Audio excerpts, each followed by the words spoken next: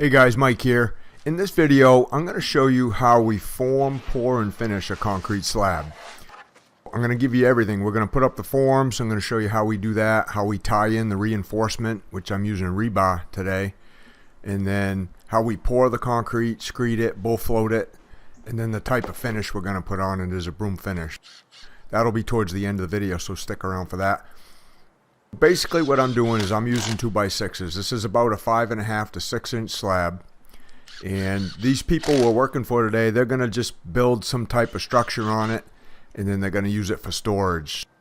They just wanted, we're going to follow the edge of that driveway too. We're going to be about 1.5 feet off the edge, then they're going to pave right up to the slab. So they didn't want this like a perfect square. It didn't really need to be squared up. It just, they wanted me to go right by those stakes you see in the corners. So somebody came in, laid out those stakes. They actually put the grade marks right on the stakes for me.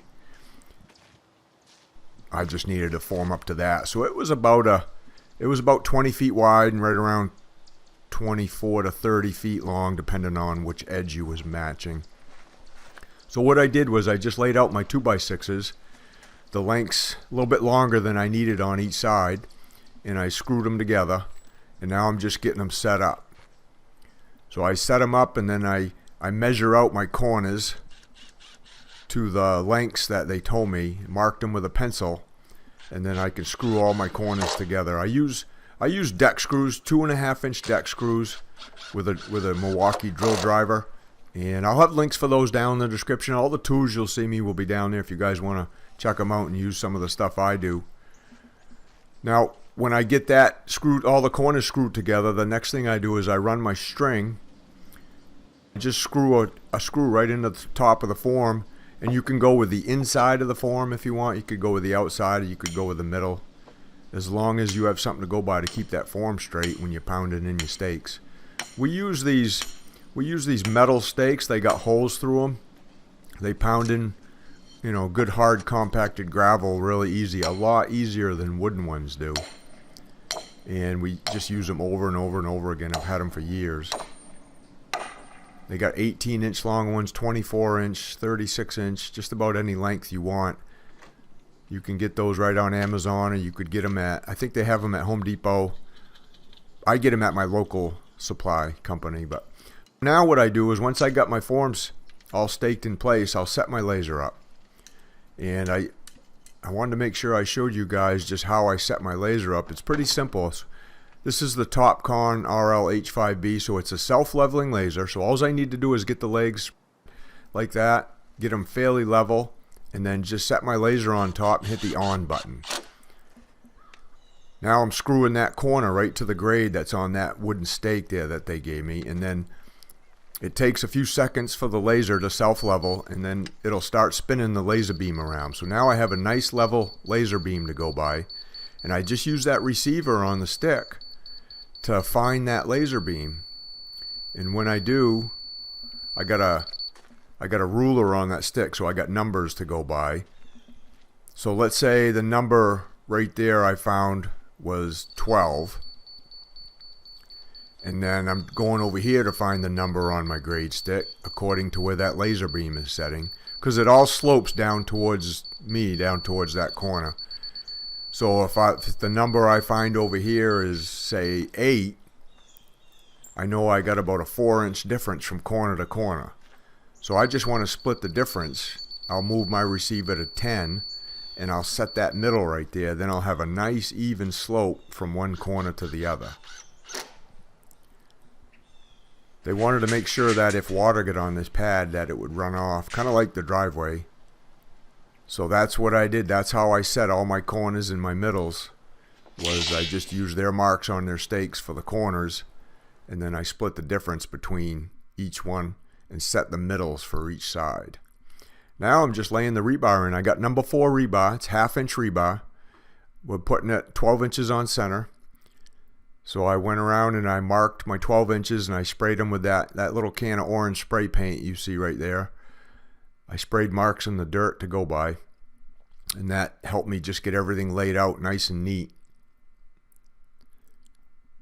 I had to cut these ones when I came up to this kind of like this angled corner, And I just use a little cutoff tool there, that Milwaukee grinder with a little cutoff blade on it to cut the rebar. It was enough for today. I got a big saw, but I didn't need it. And then Luke and Darren were tying the rebar together with the wire ties, and now Luke is just putting in some slab bolsters under the rebar to get it up off the bottom, and that's how we'll pour it right there, up about 2 inches up off the ground. So after we got it all set up, we called for concrete. We're using a 4,000 psi concrete with a water reducer in it, and the water reducer in the concrete allows us to pour a little bit looser slump, like between a 6.5 or so. When without the water reducer in it, it would come out of the truck around a 3. So it goes from a 3 to about a 6.5 slump just by adding a few ounces of that water reducer per yard. I think we got about 15 or 16 yards we're pouring here, so about 7.5 yards per truck. And we'll get that first truck dumped right out. I got a couple of metal pins in the middle that we're going by, and that's what we're making our pads with in the middle. So there's a metal stake in there with a nail through it, right at the height we need to be at. And then we just float the concrete around that and pull it out, and that gives us our grade in the middle. And that's what Luke is using there, the guy kind of on the right. He's using that wet pad to go by, and Darren's using the top of the form there on the other side. So we'll get that pad struck, and that's what we use to level the slab with.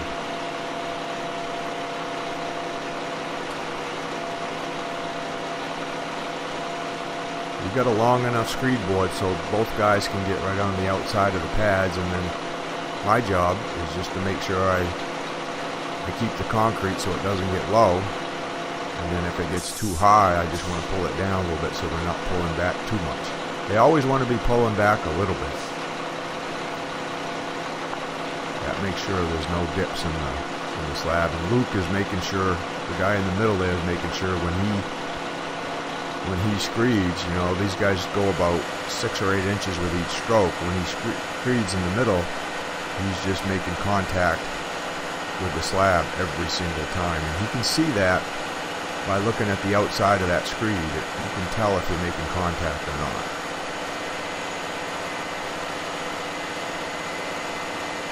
The raker's job, you can see how important it is to have a raker. There's always something to pull back or something to fill in. It's never really perfect. So the raker guy is really important, and it helps speed up the process a lot. So once we get the concrete all screeded, then we'll just run the bull float over it, smooth it out, pushes down the aggregate, brings up some of the paste and the cream to the surface, and just makes the whole job a lot easier to finish here in about an hour or two. And the bull float, you know, you just push it across, make sure the front edge is tipped up, and when you pull it back, you make sure the back edge is tipped up. And it's pretty much almost as simple as that. Just go nice and slow. Now the second truck, we're sitting there waiting, so he got all mixed up and ready to go. And then we'll just dump him out. And this is basically, you know, how when we pour slabs, we dump most of the truck out at one time, because we know how much we can get down and screed pretty fast. If you can't screed as fast as us, or if you're not as experienced as us, then you don't need to dump out this much at one time. You could dump out half this much. You know, you can see Darren magging the center pad to that stake we had. There's a double-headed nail through that stake that we set right to grade by using some strings. And then when he gets his pad where he wants it, he pulls it out, puts a little X there, circles it, and that tells everybody else that that's right on grade and not to walk through it. So then we'll get our edges all mag floated nice and smooth, and that's what we're going to go by when we screed to the outside. So we just continue the process. We call these little bays, so there's one bay, they just screeded right there, and we'll do each bay at a time. Take it one bay at a time, and before you know it, you're done. Now we screed what we call kick screeding. So when I pull the screed up, I kick and replace my foot. Now that takes a little bit to learn. If you don't need to do it that way if you've never done it. You could just pull the board 2, 3, 4 times, set back, fill your feet, pull the board 2, 3, 4 times, set back. You know, you could do it that way too. You'd get it done just about as efficient as us, just maybe not as quick as us. The leveling process, you can see, is pretty important. We want to make sure, especially with this one, it all slopes kind of to that one corner that they're finishing up in. So none of this slab was really flat, but it was basically just like pouring a flat slab. And then the buff loading process, you can see, is you go over it and over it. Sometimes just going over it once is good enough. Sometimes you got to go over it twice. Clean up your edges with the bull float. And then the finishing process starts, you know. And sometimes it could start like right after you're done. Sometimes you may have to wait 30 minutes. Sometimes you may have to wait an hour. It all depends on the temperature outside, kind of what you're doing for finish. It was, as you can see, the guys are wearing sweatshirts today. It was in the 60s. It was cloudy. So this wasn't drying too fast on us. We waited probably 45 minutes before we started doing these edges. Luke's just running an edger around the slab, and he's rounding off those edges.